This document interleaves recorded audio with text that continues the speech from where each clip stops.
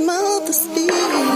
I am Great Mother, Holy Spirit, Yin, Divine Mother, Cosmic Womb, Deep Space, the Moon, Dark Matter, the Void, the Black Hole, Hathor, Isis, Diana, Mami Ishtar, Kali, Mammy, and Mother Mary. Hello, welcome to Great Mother Speaks. I'm Tammy Taylor, your manifestation muse, and today we're talking about... To ancient man, darkness represented death, and the shadows one's impending doom.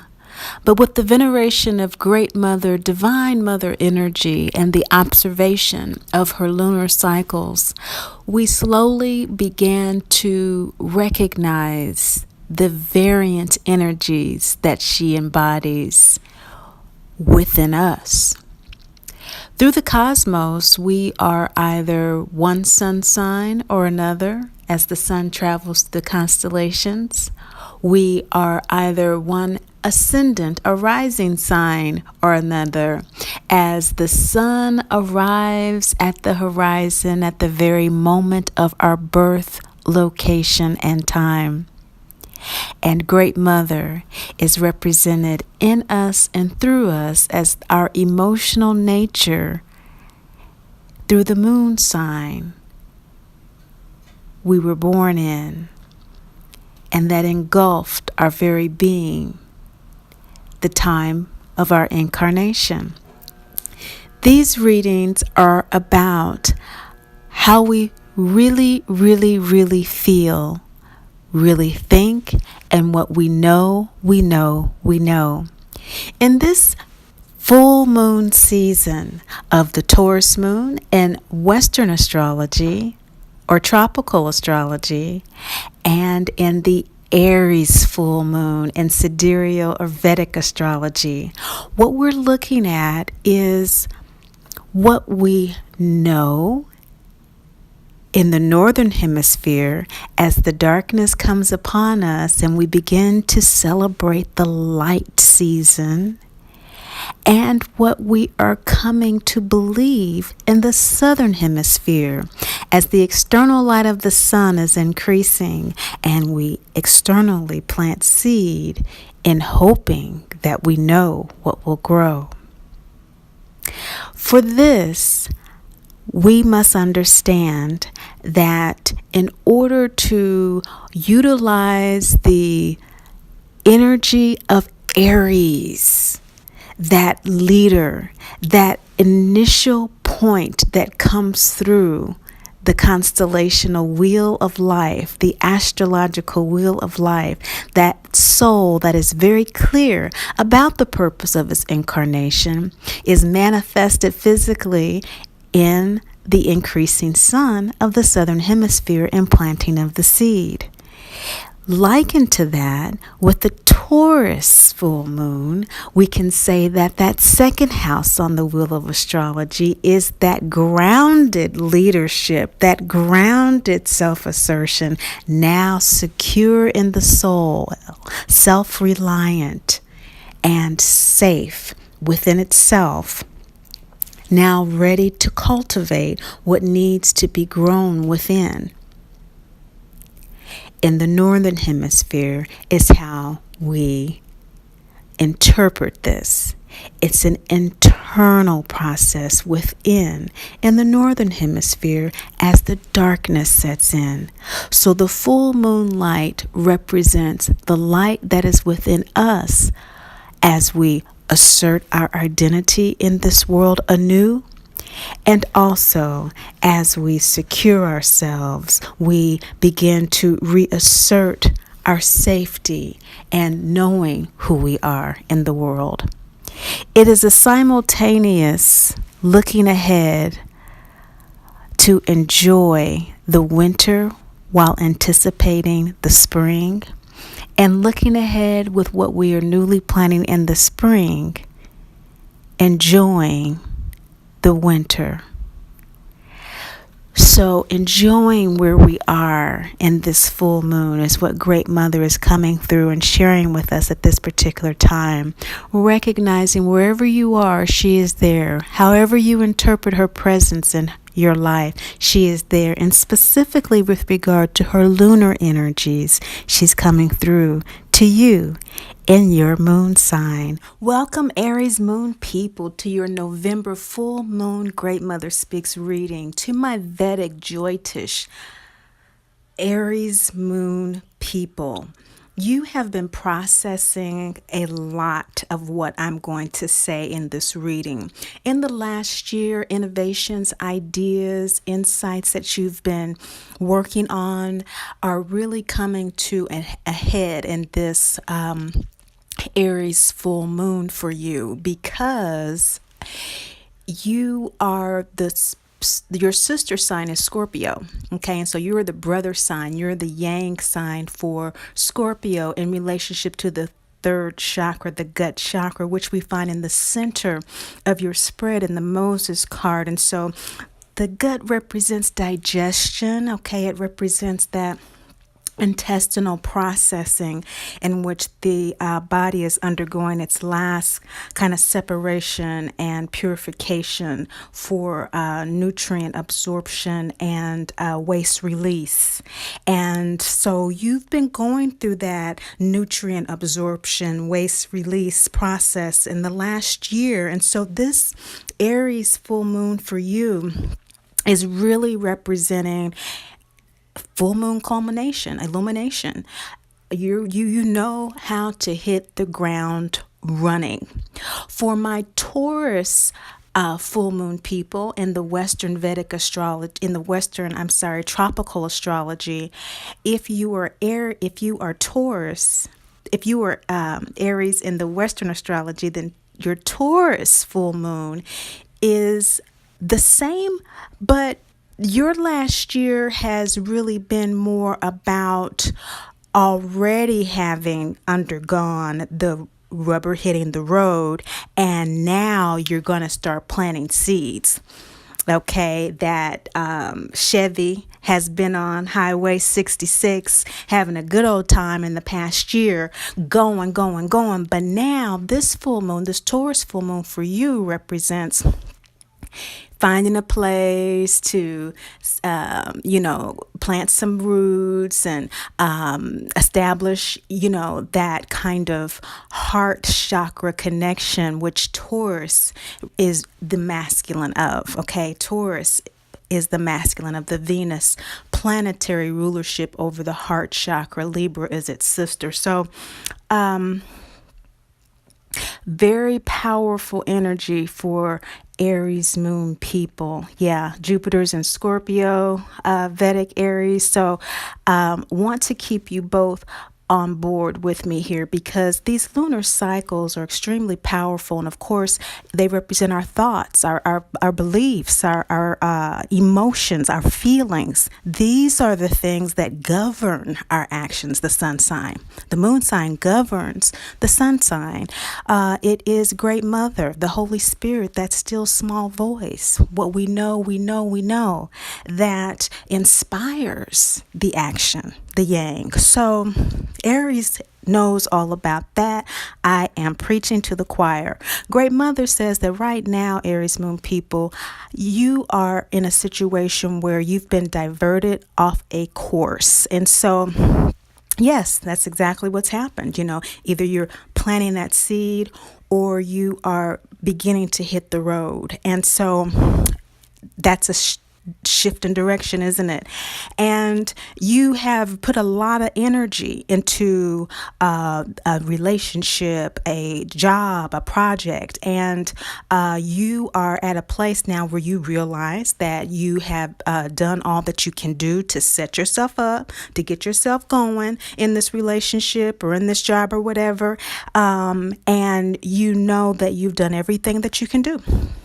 So we have a second chakra here, okay? Root chakra is here right next to it. We have the heart chakra, we have the gut chakra, all these energies that we're talking about here with you, Aries moon people. And the second chakra, represented by the Ankh, is telling us that in this waning gibbous moon, you are very thankful for your journey.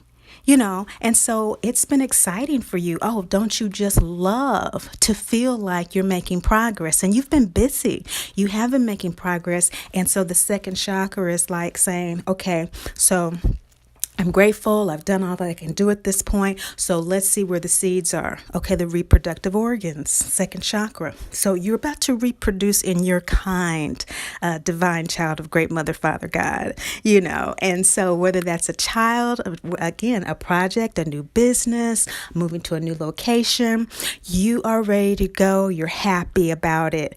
There is some apprehensions, though, represented by Sekhmet, the Egyptian goddess of rage. And this is a feline character in the root chakra, Sekhmet, we have here. And very much like the Sphinx, Sekhmet is the feminine, and she does not apologize for her anger. And the feeling of righteous indignation is very strong here. So, Aries moon people, there's that Aries, that Martian energy is right here. Okay, in this Aries full moon for you, Aries Joytish, in this Taurus full moon for you, Western, tropical Aries moon people, you are feeling like, hey, my roots, my foundation has been shaken, my finances, something is going on. I'm happy about moving forward, but something is being taken away from me, or I've made a choice to release something and I'm having some second thoughts about this, or I was told it was going to work out, but it's not, or I'm happy about where I'm going. Nobody has my back though. And so the rage card is saying in this waxing gibbous moon just before the full moon, so either in the last week, okay, you listen to a full moon November 4th or 5th, depending on where you are in the world, 3rd, 4th of November, or this was obviously if it's just a week before, we're talking Halloween time or so, a few days before that. It's a month before Halloween that you started feeling like this in the root chakra, because that's when this waxing gibbous phase was last, that this transformative energy, Great Mother is saying, that is coming up to fuel your transition into your new life, into planting your seeds, is rage. And so rage is a wonderful fuel because it's very concentrated. And so as we see Dorothy here, all of these cards are based on the 49 scenes of The Wizard of Oz. And as they were channeled to me, it was made clear that there are a lot of mother issues on this planet. Speaking of root chakra, that's our tribe, that's our birth family, our religion, all those very fundamental things that ground us with an identity on this planet. All Aries Martian energy, okay? And Tamasic energy, just that identification with the physical form. And when that is shaken, yes, it's very upsetting. Okay? And especially, we're talking about Moses, that gut chakra. Moses is the law. That's great father energy, isn't it? The law, the logos, the word, that's great father, right and wrong. There's a clear delineation and linear and light and darkness in the material world with great father. With great mother, you have all these variations of light. And of course, it's a dance with great father, which reflects where the moon is every 2.5 days. Great mother changes in constellation every 2.5 days. Great father, the sun, it takes him 30.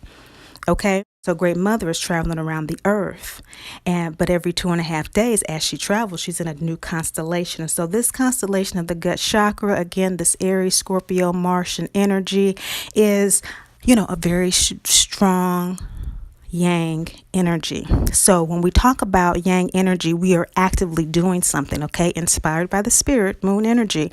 But the great father, the word, the logos, is doing its action. It's the sun sign. So actively learning and living the law is about the actual neurological, physical, emotional, spiritual experience of aligning your survival, self-esteem, self-confidence, that grounding in the world that makes you able to defend it. It's strong enough for you to have those second chakra relationships, to have grown and planted seed, and to be sufficient enough where you can say, okay, so I'm grounded here on this planet. Now, what's my reason for being here? Only when we have established that survival can we ask those higher questions. And so that's why it's a privilege and it's an honor and it's something to be grateful for when we are able to have the resources to do that. And so that's what Adi Shakti is saying with the second chakra, the primordial mother right next to Moses and the first quarter moon, which is about actions, challenges, and decisions, is saying that, hey, all of this water energy that's kind of like saying, I'm thankful, I'm releasing what I need to release in order to move forward. Okay, but I'm balancing this with a very strong initiative, purpose, and innovation, and idea. So in this scene, Dorothy is being celebrated in Munchkin Land and awarded by the mayor. And she's totally clueless as to why.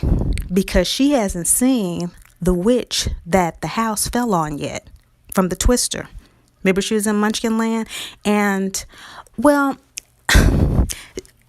actually, it's the reverse. That's why she's being celebrated. Everybody has seen it, but she hasn't seen it for what it really is what I'm trying to say. They're celebrating it, and that's why she's looking like, why are they celebrating? Because she doesn't understand what she's done. I mean, she has brought peace to their little town. This woman was a raging mad, lunatic on them and swooping down, and her sister, both of them were alive. Both of them were doing it until Dorothy killed one and they were happy. And so Moses is saying, look, people are celebrating you, Aries moon people. You have made leaps and bounds. You have done some really great things that have not only included yourself, but others, represented by this second chakra, heart chakra, gut chakra. We have another second chakra underneath Adi Shakti, Sedna, the Inuit goddess of victimhood. She went off with her lover and got married, and her father came and got her in a boat and pulled her away from him, and she cut her arms off so that she could get out of that boat. She was tied up. She cut her arms off and dove into the water and grew fins. Well, yes, there's upset. Yes, there's confusion. Yes, you're just beginning to kind of surrender into, this new phase of your life, because things are going good so far, but there's something that's been very upsetting, and you don't want to pretend like it's not bothering you. You're not going to. You're not in that place to do that. And what Sedna is saying is that you're kind of dancing between, okay, this is crescent moon, so it's planting things that will be above ground. And so it's like, okay, I'm starting to see a little bit of light. I'm starting to see a little seedling pop out of the ground. And so I have planted some seeds. I'm starting to move forward. I see, the potential here. But this thing has happened, and it's going to wipe it completely out. Or this person has done this, and it's going to completely, negate everything I've done.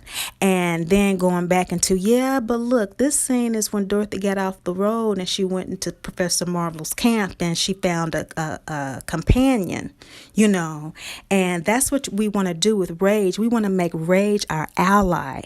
And that's what happened when Dorothy met Professor Marvel on the side of the road. And she wanted to go off with him to, give readings to the crowned kings and queens around the world, was what he was feeding her. She just wanted to get away from Kansas, and he saw that and sent the girl back home. Well, that doesn't seem like such an ally on the surface, does it? Just like in the Moses card in Munchkin Land. On the surface, it didn't look to her like it was such a great deal that she killed that witch. And right here, you say, well, victimhood is about, creating your life, not regardless. Somebody pulls you away from your love of life. Your child, your life's work. It could be, for some people could be their bank account. Some people could be a pet, whoever, your love or your life, and pulled it away, and somebody comes along and says, well, that's okay. Just go back, you know. And that's what they did. They were trying to pull Toto away. That's why she ran away. And he is an ally to her, because in sending her back, he allowed Great Mother to come in and create the twister that really got Dorothy back on track. So that Great Father energy of Professor Marvel went into Oz, okay? Oz in Emerald City. And so that's the same character in the movie, and it's the same energy.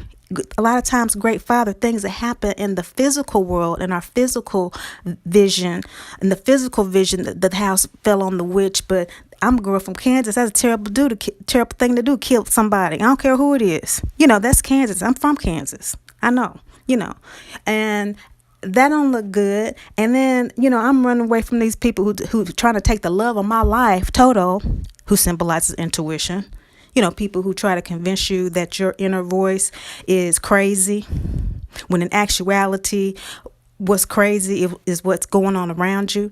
I'm not encouraging licentiousness. Everyone must take responsibility for the energy they bring to these readings, okay? But sometimes we have got to be able to see that we don't know everything. His ways are not our ways. Her wisdom and her cycles are within us, but we have to discover them for ourselves. So that's what he knew, that she was going to have to discover it for herself. But as a Great Father energy, a material energy, he's going to materially send her back home. But what did Great Mother do? The twister that came, that nature that came, that sent her all the way to Oz, knocked her out, so that she could go through an inner journey to come home for real. When she came home, she was home. She wasn't going to be home with an attitude and mad and causing problems because they still tripping on Toto. But Great Mother took it to where she had to go through Munchkin Land. She had to go through Oz. She had to go through the dark forest before she could come back home. So that's the real home. And that is what the laws do, and the logos and the word. They are material. They're what they call natural law, man's law.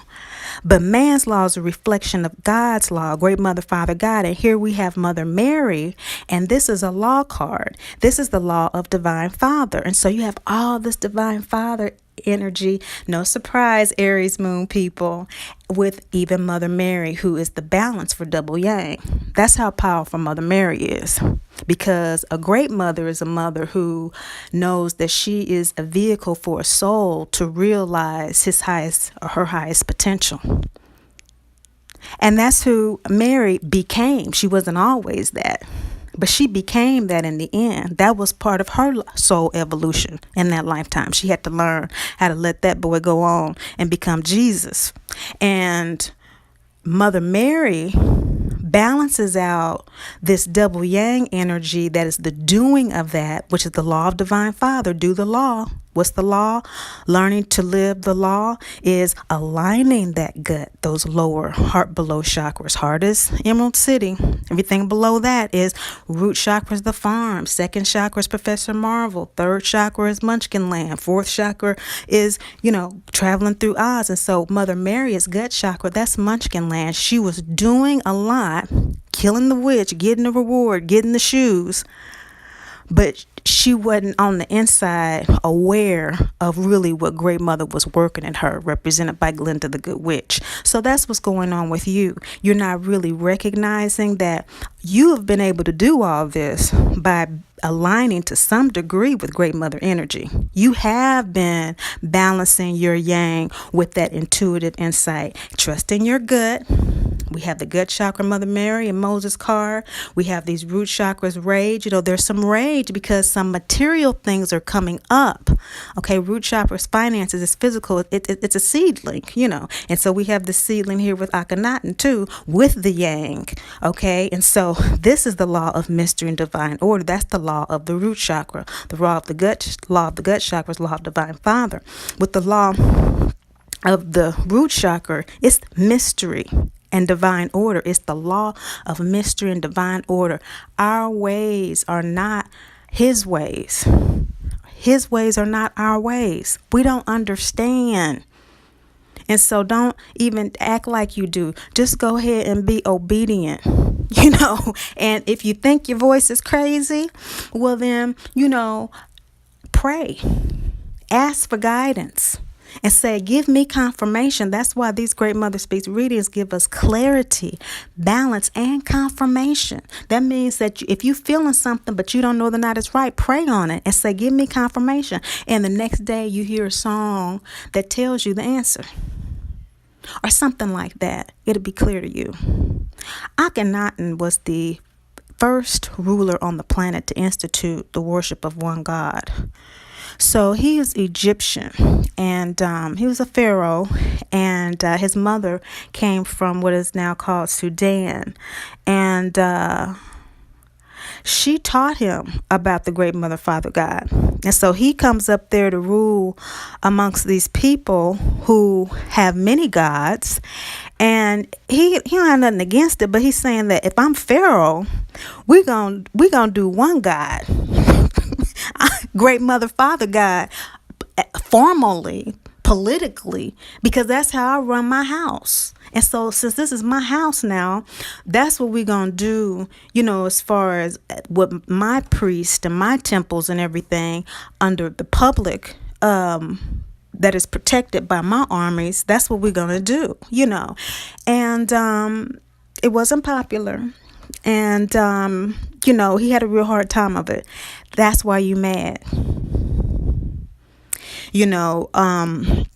On the one hand, the seedling is coming up with Mother Mary and the baby card and the third quarter moon, which is release, forgiveness, let go. And so some things have been let go. There's some sacrifices that have been made to be able to implement what you have implemented.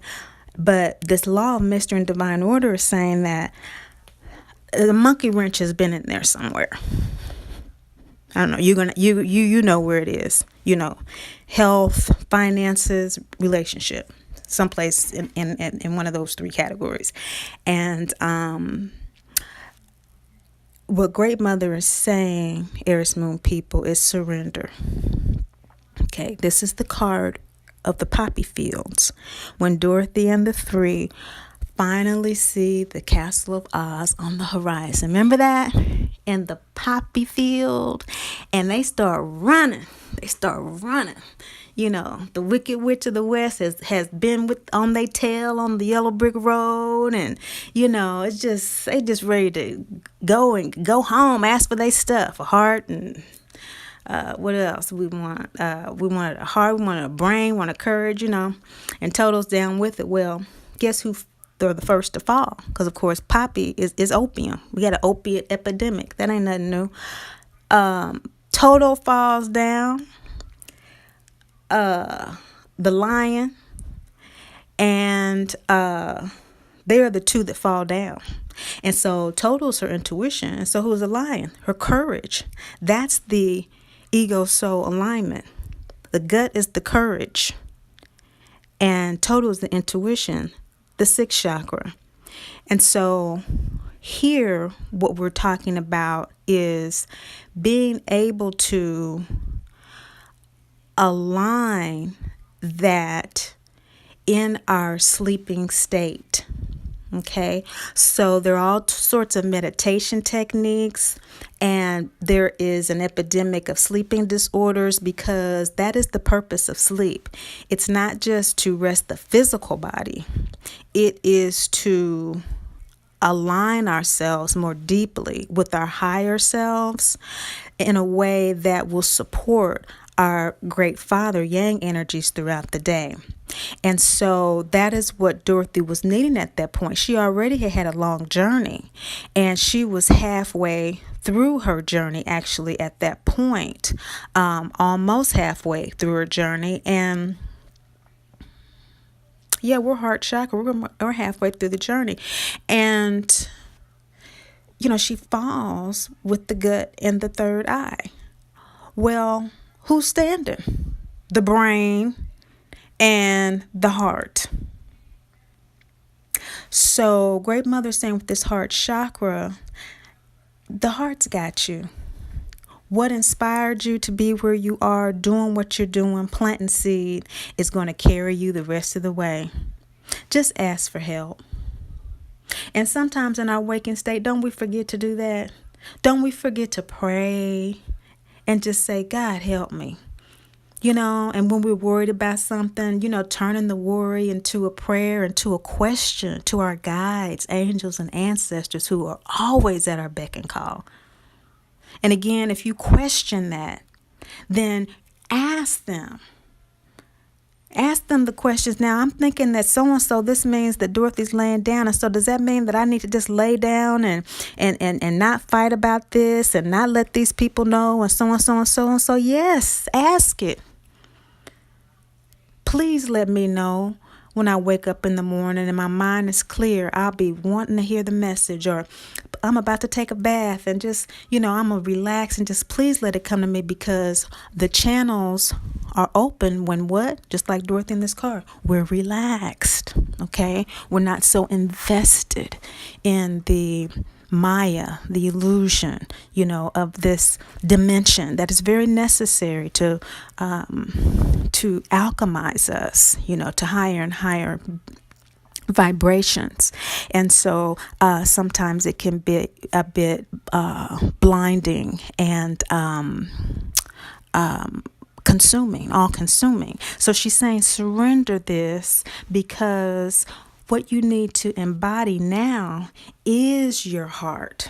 Your heart is the one that had enough sense to say, help, help, help. Okay? And so this is heart chakra with Jesus here. And Jesus is the law card over the fourth chakra, the heart chakra, the law of soul guidance and guardian. I had law of soul guidance and guardianship, but it's too long. Her companions, the lion, scarecrow, and the Tin Man, Toto, just guardians on your path with you. Sometimes, if we think about it real good, that one lady at work that always makes sure that I have that little extra information that I need to have a better day than I would without it. Or, when my son always tells me that, he loves me, even when I know he's just trying to get out of trouble.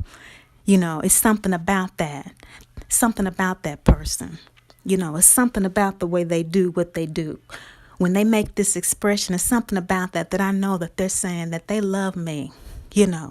And they were all just doing their best on that journey, weren't they? And that is what our guardians do. And their best has a lot to do with how obedient we are to the guidance we receive. They only as good as how well we use them.